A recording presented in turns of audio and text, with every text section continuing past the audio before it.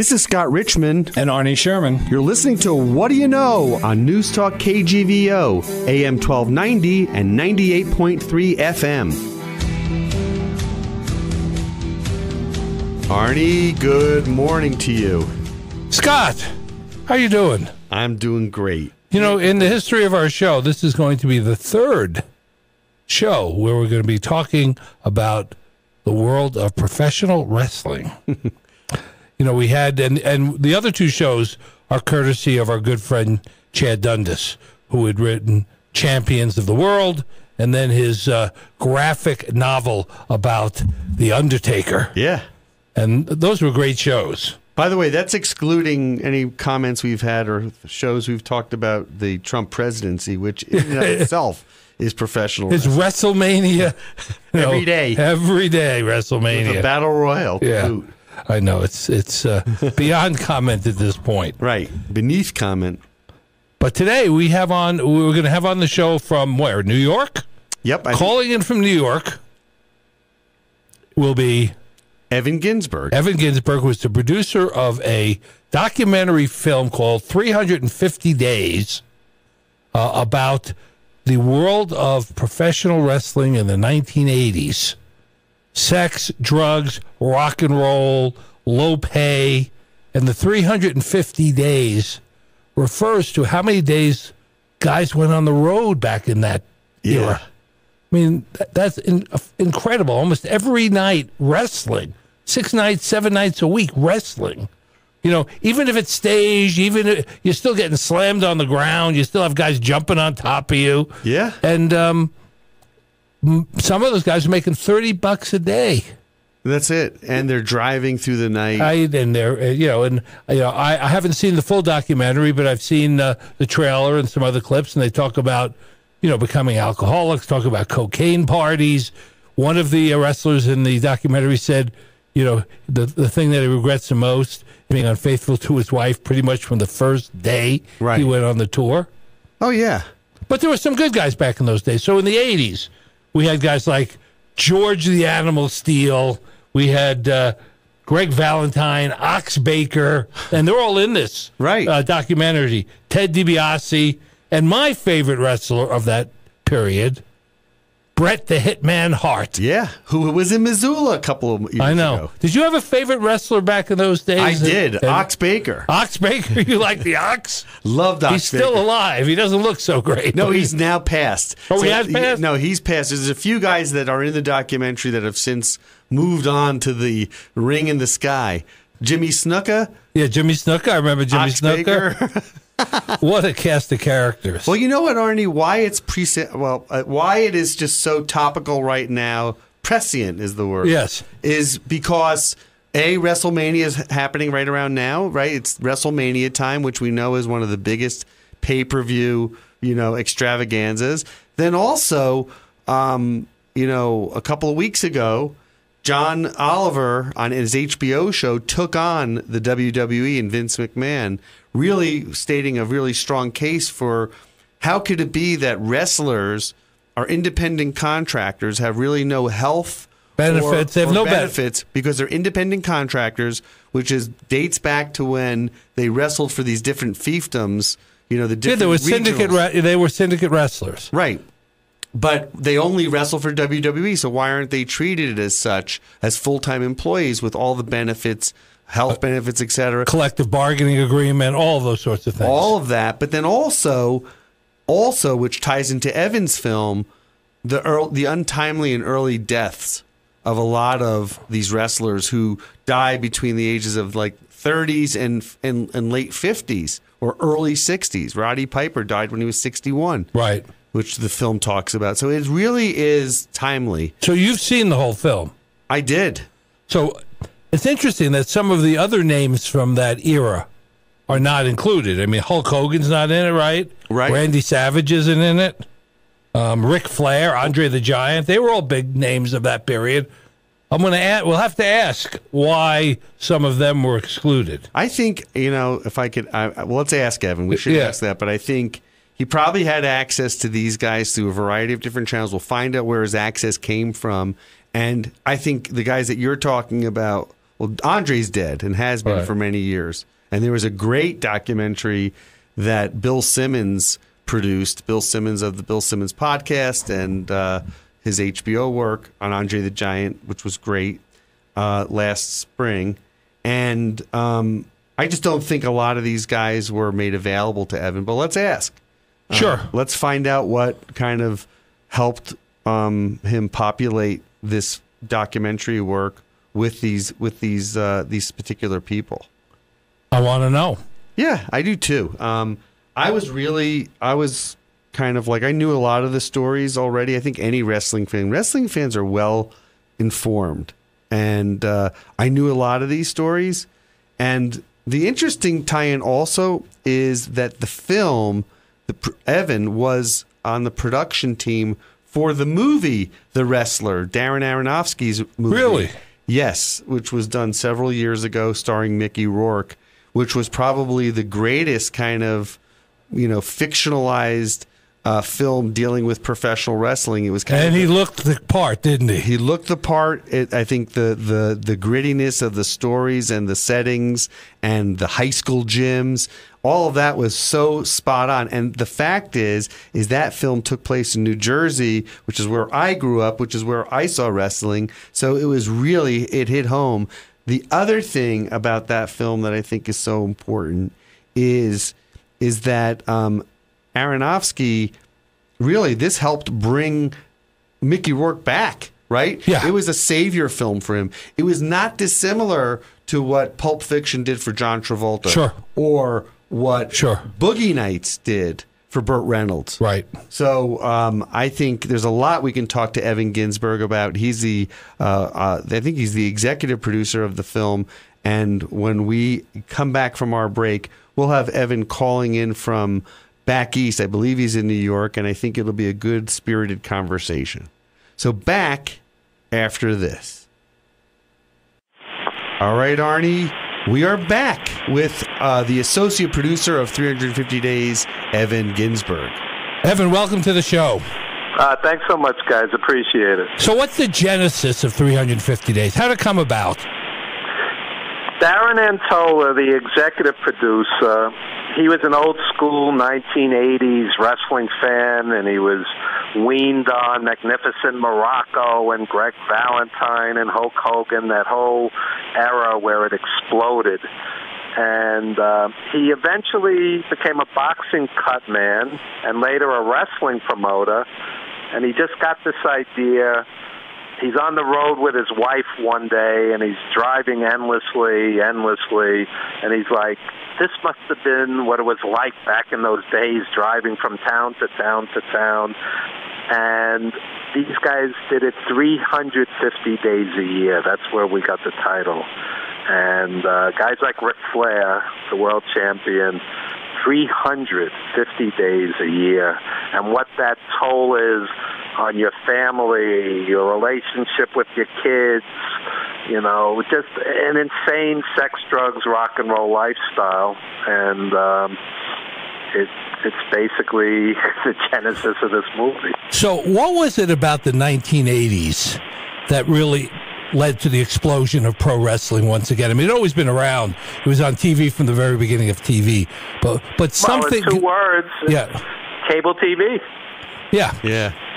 Yeah, basically Vince McMahon bought up all the old territories and put these guys out of business and took over their TV, and next thing you know, he was everywhere. And it's what's interesting is that kind of when we were speaking in our pre-interview, you were an agent for professional wrestlers. How did you get involved in that, and what did that entail? It's funny. Everything you do in life leads to something else. I was a radio guy, and I would have the wrestlers on the radio show. And then, of course, you're making all these contacts and connections, and then this led to me being an agent. So I'm sitting with Nikolai Volkov and Johnny Valiant, both dear friends who are gone now. Johnny died a year ago tomorrow. And I'm sitting at this wrestling store in New York, and the executive producer, Scott Franklin's friend, the executive producer of The Rustler, his buddy walks in the store, and he says, "You guys would be perfect for this movie we're working on, The Rustler." And that's the first I had heard about it. And he says, we have to meet one night and all, get to know each other. And I took it with a grain of salt. You always hand out, business cards, and sometimes you hear from folk, other times you don't. But next thing you know, we're sitting with Aronofsky and Scott Franklin and the screenwriter and et cetera, so on. And there's Nikolai and Johnny, and they're regaling them with their stories. Johnny, for example, wrestled in front of oil sheiks 3 a.m. He looked out in the crowd, and there wasn't a single woman out there. How surreal this is. Wow. And Nikolai was telling them he'd wrestle at Madison Square Garden with the Iron Sheik, and the fans wanted to murder them, and they had to sneak them out in ambulances. They would drive them out in ambulances mid-card before the fans would gather. That's the kind of heat they generated. Wow. And we all kind of bonded, and next thing you know, they offered me the job as associate producer on The Rustler, which is basically the wrestling guy. I brought in Mickey's stunt double. I brought in The Ring. I did like 5 or 6 casting calls, 150 wrestlers, and Ron Killings, Romeo Roselli, Necro Butcher, all these guys who ended up in the movie, and it was a great experience. How did you get involved in wrestling? Just as a kid, Where'd you grow up? I grew up in East Flatbush, Brooklyn. I wrote a book about growing up in Brooklyn. Okay. And I'm flipping the UHF dials. Right. And there's Chief J. Strongbow taking a pounding from some guy twice his size. I didn't even know what it was. Right. I was a kid. I was a little kid. I'm watching this, and I was just riveted. And next thing you know, Chief J. Strongbow does like this herky-jerky war dance, and he vanquishes this guy who's twice his size, and I was addicted. So my father takes me to Madison Square Garden. It's Bruno and Strongbow against Nikolai Volkov and Fred Blassie. What year is this? June 24, 1974. That's how vivid it is. I could tell you the date. How old were you? I was 14. Okay, so you're a little older than me, but they were letting 14-year-olds in the Garden. I remember there was a certain age limit, right, for wrestling. Yeah, I think 14 was the cutoff, yeah. Okay, so you're 14, 1974. Yep. So I'm sitting there, and it's like Marvel superheroes and villains come to life. And I tell people all the time, with wrestling, some of your greatest childhood heroes, my late father took me, or somebody else's late grandparents, or uncle, or whatever the case may be. Right. And they're all gone now. Bruno's gone, Nikolai's gone, Blassie, Strongbow, my dad. So this becomes like a beautiful memory. Yeah. Of course it is. Yeah. Let's not forget, okay, the 1970s. You know, if you watch a show like The Deuce on HBO. Right. It's great. Right? Tremendous.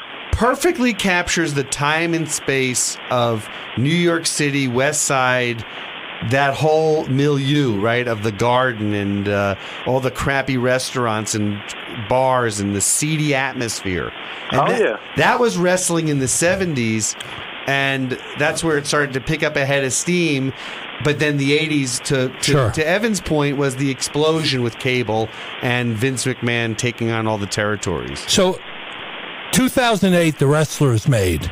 How realistic was that film about in terms of the day-to-day life of a wrestler, pro wrestler? Well, as John Oliver on HBO said last week, there's no pensions, there's no 401ks, there's no health benefits, and many of these guys do not end up well. Yeah. So it was very realistic. For some, I mean, Bret Hart, who's the quote-unquote star of our movie, he's financially okay, but there are other guys who simply are not. They do not end up well. I know guys who headline Madison Square Garden and arenas around the world. They never broke $100,000. Some of them ended up bouncers. Some of them ended up pushing a broom. okay? Is that right? This business does not always take care of its own. I agree with you, Evan. I think, first of all, I brought that up to Arnie in our intro that we did to this show, the John Oliver segment. I think he shone a light on what you and I have known for forever, right? That this is what's going on there. The second thing is that I felt The Wrestler was incredibly realistic because I grew up in New Jersey going to wrestling shows at the local high schools. And so that really did depict very accurately the experience, and I'm sure you had the same thing in Brooklyn, right? You would. Well, oh yeah, I took Aronofsky and the team to indie wrestling shows every weekend for 6 months, and they would go backstage and talk to King Kong Bundy and other legends and pick their brains. And Darren really wanted this to be authentic. And it was. It absolutely was. I said to Arnie, I said, it is, The Wrestler is to wrestling what Boogie Nights was to pornography and what Pulp Fiction was to murder. I mean, it also was. And also it reignited the careers of, John Travolta and Burt Reynolds, and in the case of The Wrestler, Mickey Rourke. He just looked the part. I mean, he just looked the part. Evan, I think... Tell me this, okay? What made you? Why did you guys decide to make this 350 days? I mean, there's plenty of movies out there about documentaries, especially on Netflix, etc., about wrestling. Like, what was your desire with this film? What angle were you going for that you don't feel was covered adequately? Well, there's a zillion quote-unquote shoot interviews. You get some wrestler, put him in some dimly lit, seedy motel, point a camera at his head, tell me who the booker was in Chattanooga in 1973, and tell me about that famous angle. And we were like, we could do better than this. Right. Let's do something that's human interest, that really tells the story of the sacrifices. These guys suffered. These guys are sometimes always in pain. Right. And they suffered mightily for their art. When a wrestler says to me, I had 3 wives, my kids aren't talking to me. I didn't see my child grow up. I was on the road for 15 years. And I said, that's not been captured. Right. It's really, what is it like on Christmas Day to tell your kid, I'm not going to be home, I'm wrestling? What is it like on Thanksgiving Day? Sorry, kid, I can't make it, I'm wrestling. I can't make your wedding. I can't make your graduation. I certainly can't make your football game on the high school football team. This has never been addressed. Do you feel do you feel the reason why these wrestlers gave up those precious moments was for the adrenaline rush, which I think is kind of what I saw, the adrenaline rush of being in front of a crowd of people, whether it was 50 people or 15,000 people? Wrestling is an art. Johnny Valiant, who was a dear friend, and again, he's gone 1 year ago tomorrow. He said wrestling is my art, and when done right, it is. You're controlling the emotions of those fans. You're turning it up, you're turning it down, you're controlling them. Right. Wrestling has psychology to it. So, yeah, it's a rush. You're in front of a large crowd or even a small crowd. You're performing. You're the center of attention. But at the same time, you're telling a story with your body, ironically, but you're telling a story. And it's an art form that people, some of us, appreciate, and others, because it's presented in a circus-like manner many times on WWE TV, people may not appreciate it.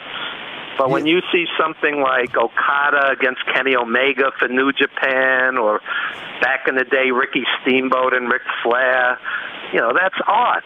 I agree with you. I think there's obviously the themes and storylines are Shakespearean, but and how these performers and artists exhibit that and present it is they're unique into their own right. Like someone has a finishing move, that's his his soliloquy in many ways. Absolutely. My radio mentor, Fred Giabold, he said to me, wrestling is the proletarian performance art. You're telling a story, good versus evil. It may be simplistic, but it's still theater. It's theater. Yep. We had on one of our recent shows Chad Dundas, who has done a graphic novel about The Undertaker. And it was fascinating he was asked to create the backstory that led to The Undertaker. And it's just... It is art, and it is theater, and it's a mixture of all that. But I want to get back to the question you were talking about earlier. One of the interviewees in the documentary, and I don't remember which one, had lamented all of the things that we have been talking about, how many days on the road, and drinking and doing drugs and all that kind of stuff. And he said, "I hate to say it, but I would do it all over again." Yeah. Oh yeah. So it becomes in and of itself, almost a lifelong addiction to whatever the combination, the elixir of the crowd and the performance and the art of it and the camaraderie and all of that leads to something that's hard to walk away from. That begs the question, Evan. Who would you say is one of the greatest artists of in this of wrestling? Like, give me your 5 people that you think are great kind of interpreters of these stories. Okay.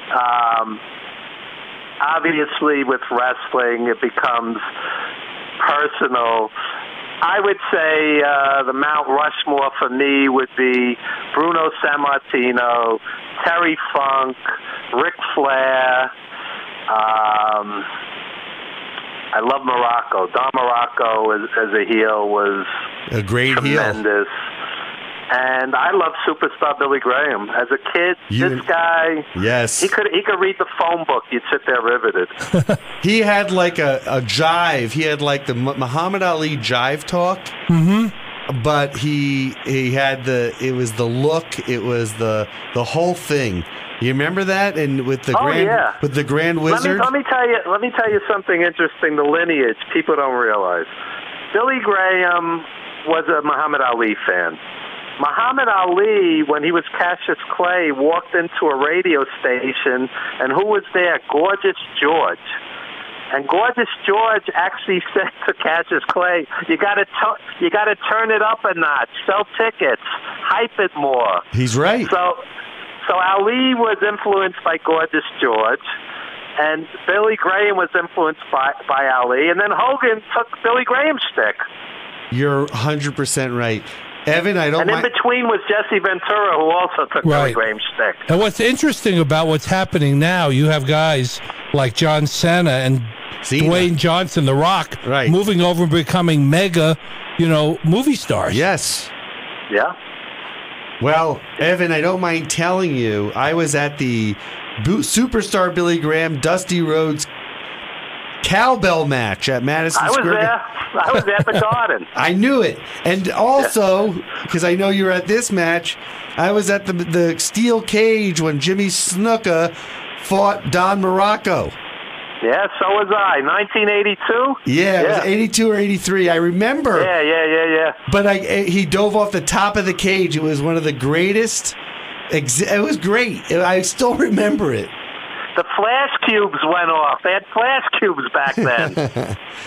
And you know what? As a lead up to that story, we went in early. We were coming on the train from New Jersey. We went in early. We had our tickets. They were up in the blues, they were up in the blue section, and we thought we could better them. So we went over to 34th Street, and some hustlers goes, "Yeah, give me your tickets and $20, and I'm going to get you down on the floor."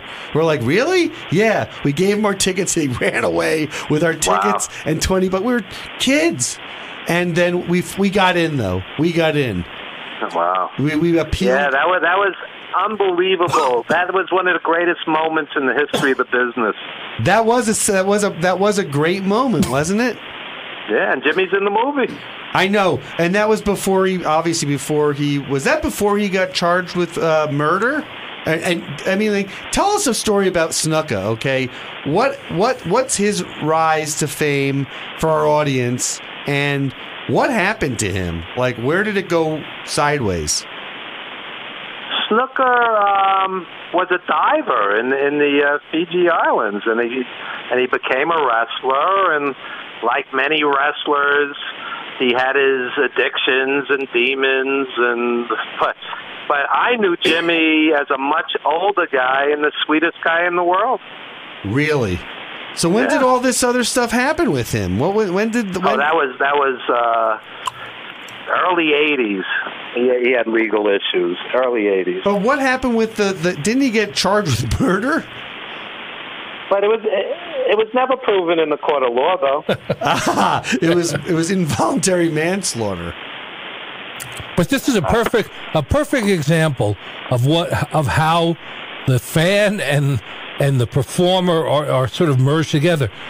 You're both talking like the characters they play are real people, and and mixing their character with their real person. Right. And I think that's maybe the secret sauce of professional wrestling. Yeah, no, I think you're 100% right. Is that you kind of you blur the lines? Yeah. So let's talk about 350 days. Sure. Where is it? Where is it airing? How do people get to see it?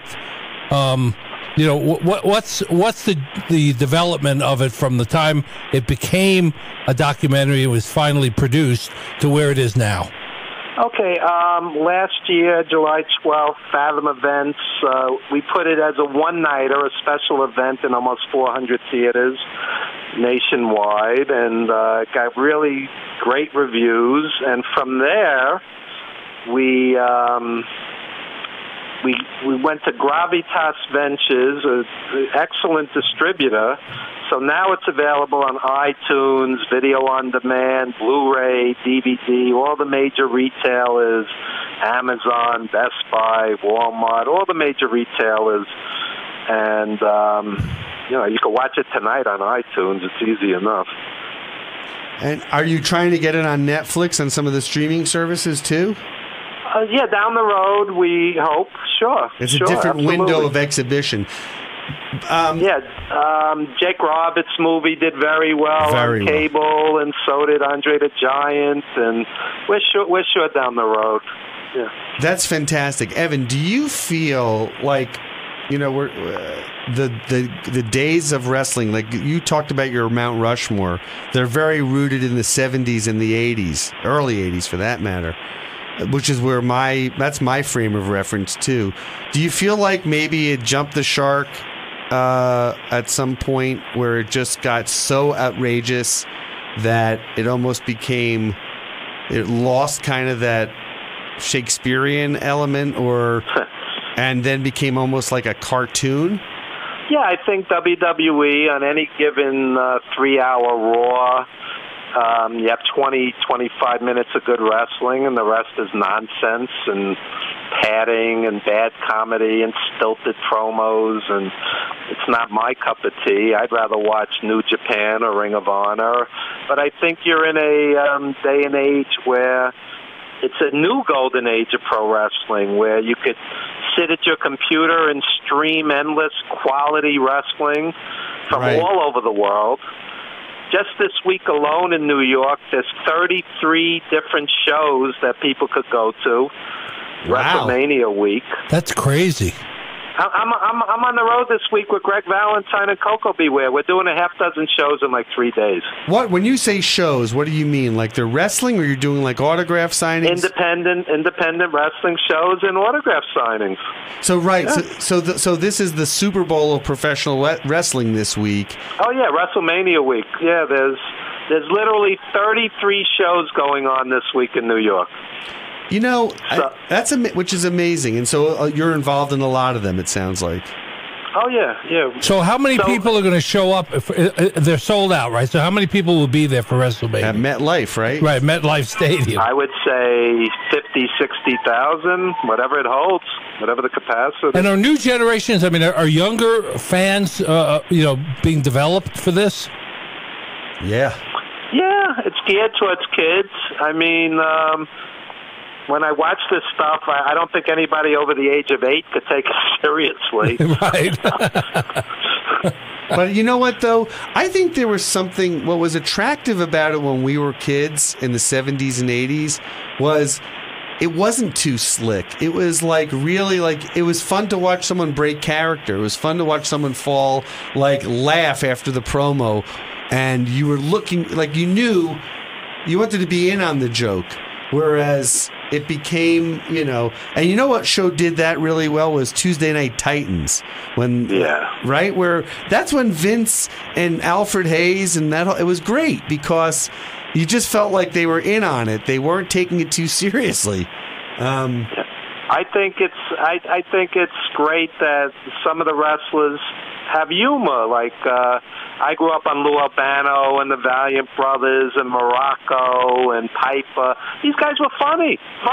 Very funny. Lou Albano in particular, I thought was a riot. Oh yeah. Lou Albano, the Grand Wizard, Freddie Blassie, they were the triumvirate of the WWE. That's right. Let me ask you a question, Evan. I want to see if you remember this. Do you remember Channel 9 in New York, midnight in the Saturdays? Yeah. The mid-'70s, they were running something called IWA. Oh, yeah. I am curious. I've always wanted to know how that came about because that was not filmed in the tri-state area. It was filmed in, like, the Carolinas, I think. Yeah, Eddie Einhorn, who was a millionaire baseball owner, he expanded into wrestling, but what happened was he found himself locked out of a lot of major arenas. He ended up at Roosevelt Stadium in New Jersey. They ran the Beacon Theater in Manhattan, but they couldn't get into Madison Square Garden. So I saw Ernie Ladd against Victor Rivera for the IWA, and, they had some great talent, but ultimately they couldn't survive. And they couldn't get into, because the McMahons had a lock on the Garden and the Nassau Coliseum. It seemed that way, and today, this week, Ring of Honor and New Japan are working the Garden. This is almost unheard of. Is that right? Oh, yeah, they sold out the Garden in 3 days, Ring of Honor and New Japan. You're kidding me. How much I don't know about wrestling these days. There was a person, there were 2 people that were in the IWA or 3 people I was huge fans of, and one of them was in your film. The first one was the Mighty Igor. Right. The second was Bulldog Brower, who definitely made it into the WWE, but Mighty Igor never did. And then the other was in your film. Ox Baker was my favorite. What was it like working with Ox Baker? What was it like having him involved in your film? Ox Baker, he passed away. Right. He was larger than life, and that was him. That wasn't him doing shtick. That wasn't him in character. He was loud, boisterous, fun-loving, warm. Everybody loved that guy. And I'll tell you what happened. It's an interesting story. He wrestled 2 older guys. Right. And they died. They just happened to die, during the match or after the match, whatever the case may be. So the promoters flipped that into he killed them with the heart punch. Yeah. Is that right? So that's how he got he was notorious? Yeah, but the sweetest guy in the world, When did he pass away? I would say 2-3 years ago. Got it. So has the documentary, as a producer, met your expectations? Yes. Our editor, Michael Burlingame, worked with Paul McCartney, Sting from the Police, not the wrestler. Right. Mariah Carey, HBO, Showtime, etc., so on. He's not a wrestling guy.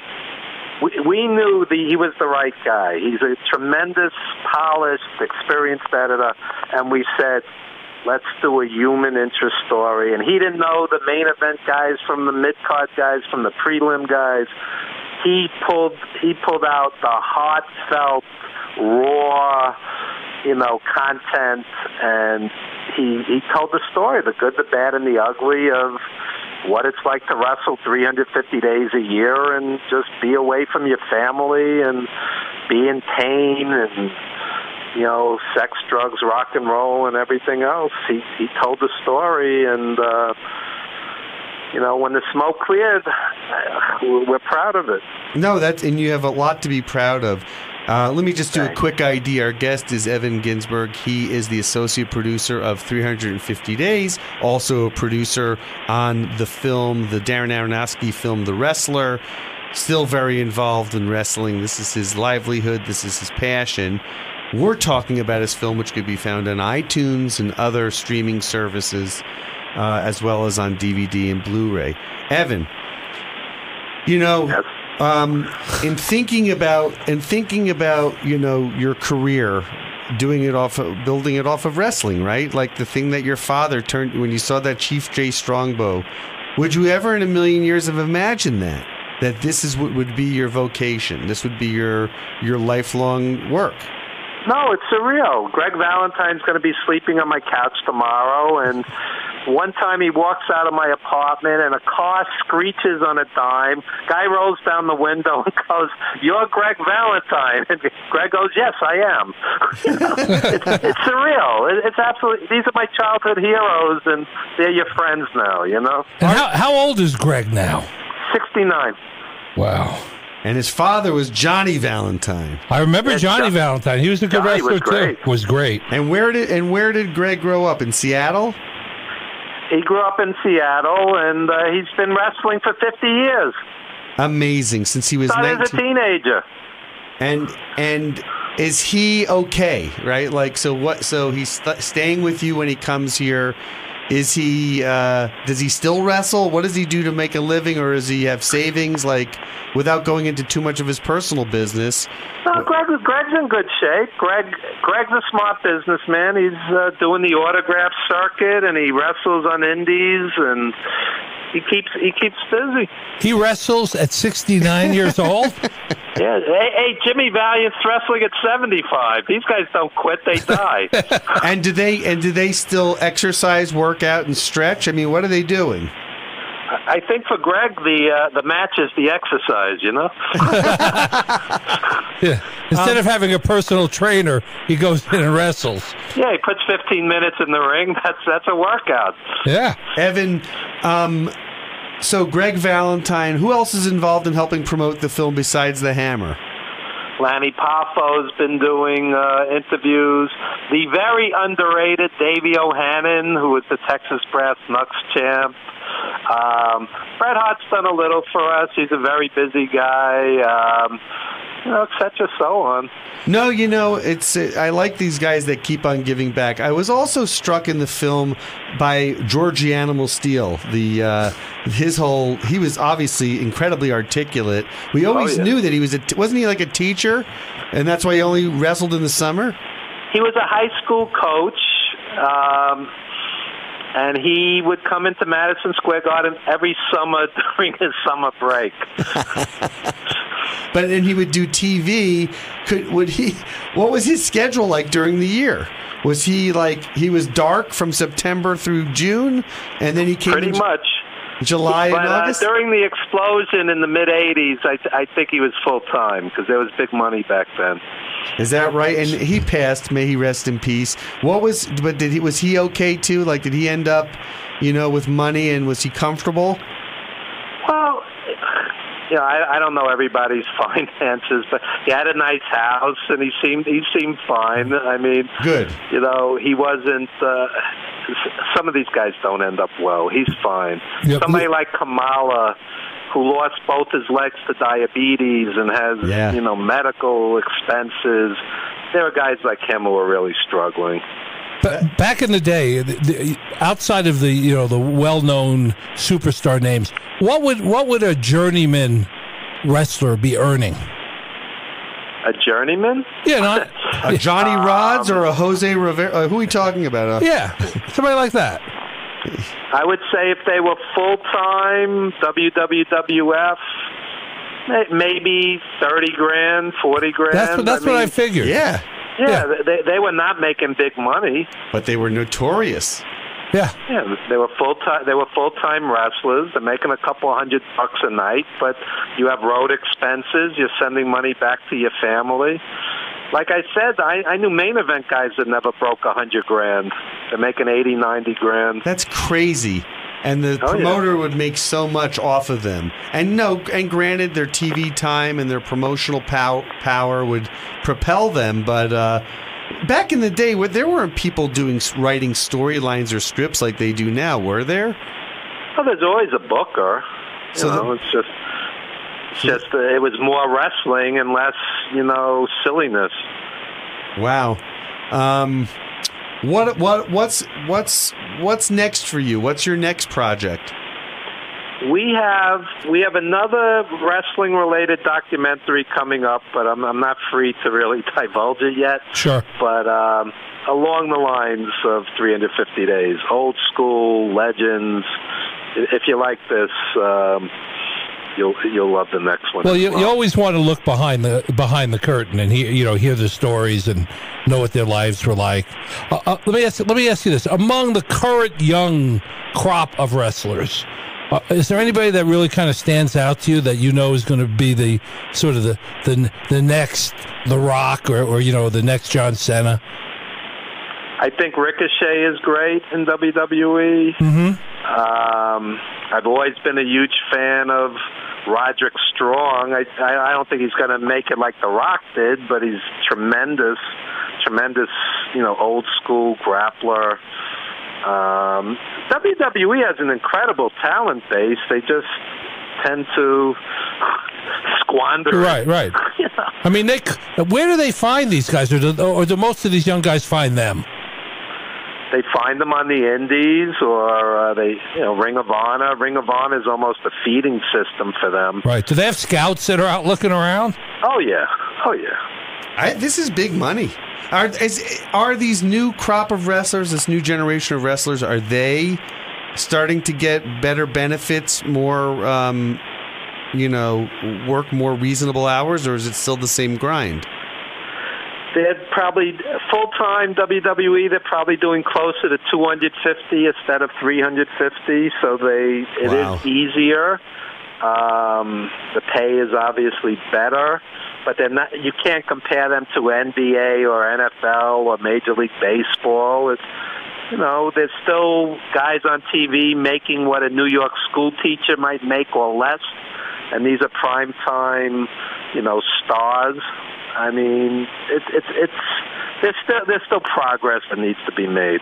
One of the things we've not mentioned, although it was covered in the film, were the female wrestlers, women wrestlers. Yeah. Oh yeah. What's the state of that now? Women in wrestling. I mean, we've had a big with Ronda Rousey and Charlotte Flair.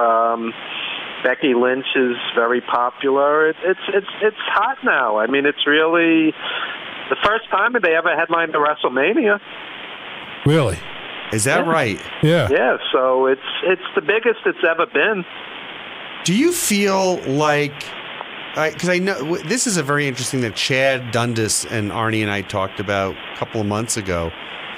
When the WWE moves away from pay-per-view and starts to move towards subscription-based streaming services, right? The shift of money, obviously they're going to do something that's going to make them more money. So is that something that you saw coming, where this move away from PPV into streaming and subscription-based was going to happen?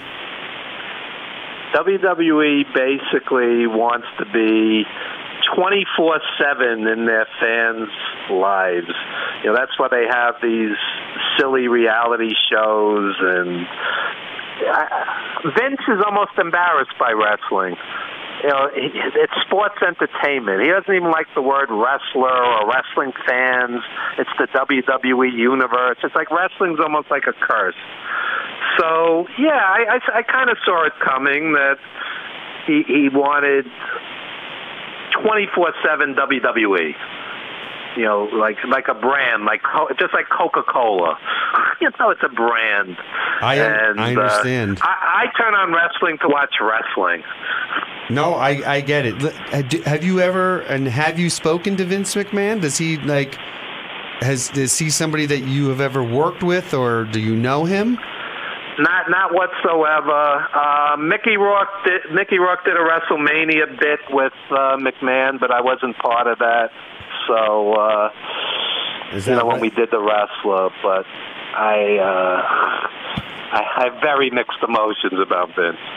and is that because? And that's just because you feel like he's taken what is this art form, as you've so beautifully spelled out for our audience, and he's kind of marginalized it, exploited it, and almost made it to what it's not anymore, what its intent was. He turned what we used to call the king of sports, where Dory Funk Jr. and Jack Briscoe would go hold for hold, and Ric Flair and Rick Steamboat, into pretty much a circus-like. Right. Yeah. I don't know what you would call Raw, but if you tell me something like that it would exist when I was a kid, it would be my worst nightmare. Is that right? That's too bad. Except for the one or two very good matches that will be squeezed in there. But I want to ask you a question, and I don't mean to get political, but I'm going to ask a question that could be thought of as that. But I think that Donald Trump has taken a page out of the book of the WWE or WWF, and how he communicates and with both his base shapes his message, right? It's like it's old school heel, baby face, heat, and promo, right? Like, oh yeah, he called somebody a pencil neck the other night. Yeah, that was taken from Freddie Blassie. It was. He called Adam Schiff a pencil neck. Yeah, he did. Pencil neck geek. Yeah. So obviously he's been influenced by wrestling. I'm waiting for him to get in the ring. He did. He was at WrestleMania. I know. I remember that. I do remember that. I mean, take one of these guys on. But I think that also, if you're a student of wrestling, of old time wrestling, and a fan, you kind of like when you see him doing his thing, you're like, I've seen this before. I saw it with Dusty Rhodes versus superstar Billy Graham. I saw it with Bruno Sammartino versus Ivan Koloff. It's all the same storylines. The fact that Rush is in there, it's like that's Nikolai Volkov. Yeah. Right? When Donald Trump, targets one of his opponents, one of his rivals, it's like a wrestling promo. He gives them a nickname, and he insults them. It's wrestling shtick, sure. It is. It's pure shtick. Evan, you have been nothing but a delightful guest. You're great. I mean, we can talk for hours to you. I certainly can, because I love old-time wrestling, and I think your film beautifully captured that. It's a fantastic thanks film. So much. It was really fantastic. It really It left us wanting more, and I think we're going to get more. Yeah. Yeah, our director, Fulvio Cesare, is talking about doing a director's cut, so hopefully that will happen. Great. We'll look forward to that. Our guest was Evan Ginzburg. Evan, if people want to reach you and find out more about the film, what website can they go to? How else can they get in contact? Okay, any and all social media, Evan, EVAN, Ginzburg, GINZBURG, and I do a radio show out in New York, the Evan Ginzburg Show, VillageConnectionRadio.com, Sunday mornings, 11 a.m. We have a lot of wrestlers on, and we just want to thank everybody for their support of 350 days, iTunes, video on demand, Blu-ray, DVD, all major retailers.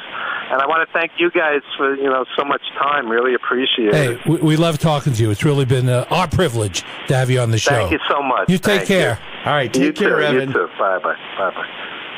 Honey, wasn't that a great guest? It's like talking to my uncle at a weekend party. But what a great guy. I mean, so passionate about wrestling. And a lot of people joke about and kid about it, but it really, during its history, if you've started watching it when you did and he did as kids, it's like it is the sport of kings in a way. Yeah. I mean, it's his passion, and hearing about all of the old timers and how he knows them. You know, sleeping on his couch, you know, interviewing for the show. He has a radio show in New York and brings them all on. The fact that they're going to have 60,000 people for WrestleMania is crazy. It really is. It is. It's crazy, and it shows no signs of slowing down. But he really does harken back to the day when it really kind of sowed its seeds, and then the thing he didn't say that, and you didn't say, but I'll say is these guys, Vince McMahon, have taken advantage of hundreds of these guys. He kind of you're right. I mean, this is when you're making hundreds of millions, if not billions of dollars. I don't know if Vince billions, McMahon, billions, and you pay guys $30,000 a year to perform.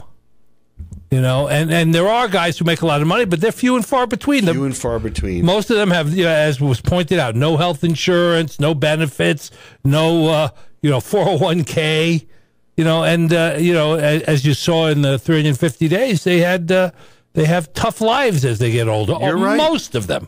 You know, a few stand out, but even the few that stand out that were the big superstars of their time. Right. Don't compare to, somebody who's sitting on the end of the bench on an NFL team making $4 million a year. Right, just for being on the end of the bench. Yeah. No, it's true. These people have given their lives for their art, and that's what he was really trying to communicate. Anyway, the film is 350 Days. You can find it on iTunes. Evan Ginzburg was our guest. You can find him on all social media, and I just really appreciate him coming on the air. Yeah, it was great. He spent a lot of time with us, and really, for our listeners that have never been involved in professional wrestling, they may want to take a peek at it just to see it's more than just a stage comedy. Right, exactly. I agree. And on that note, I will say au revoir, and I'll see you next week. Au revoir. Thank you for listening to What Do You Know? I can't wait for the next show, Scott.